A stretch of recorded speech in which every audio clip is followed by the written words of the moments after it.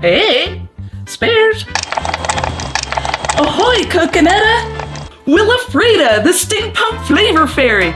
You're just in time. I've gathered the freshest coconuts and pecans for our praline snack cake. Ready to create a taste explosion that'll dazzle the taste buds?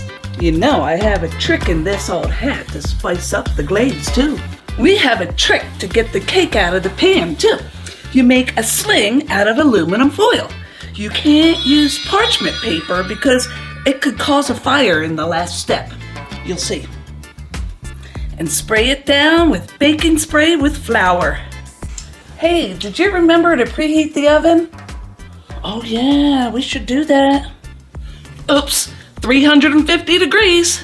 First, we'll make the filling and topping. You take 2/3 cup of unsalted butter and 2/3 cup of brown sugar and pack that in there. 2/3 cup of apricot preserves. Cream them together until they're nice and smooth. Everything should be at room temperature so they go together without any butter lumps. Add 1 cup of shredded coconut and 1 cup of chopped pecans. The finer they're chopped, the easier it'll be to cut the cake later. And scrape down the bowl to make sure everything stuck to the bottom gets mixed in. Then put that in another bowl and set it aside for a moment. Sift together 2 cups of flour, 3 teaspoons of baking powder, and you sift the flour to get out the lumps. Lumps in your batter could make you overmix it, and then it turns out tough like an old handbag. See? Add half a teaspoon of kosher salt and set this aside too. Now back at your mixing bowl, cream together half a cup of butter and 3/4 cup of sugar. And add in an egg and scrape down the bowl. Now we alternate in the dry with 3/4 cup of room temperature milk, 1/3 at a time. About 1/3 of the dry, mix it in. And 1/3 of the wet, mix it in. And make sure to look for treasures stuck to the bottom. Look how nice and smooth and creamy it is. Spread half the batter into the pan.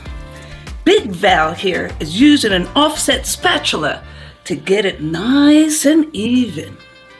Then spoon about 1/3 of the topping and spread that over the whole thing. Go slowly, it takes a little finesse. And spread the rest of the batter on top. Hey, Coconetta, I'm gonna go get the magical glaze for on top. And bake for 35 to 40 minutes until a toothpick comes out clean.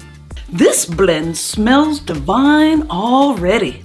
The island breeze will carry its aroma for miles. When it's done, spread the remaining topping on top.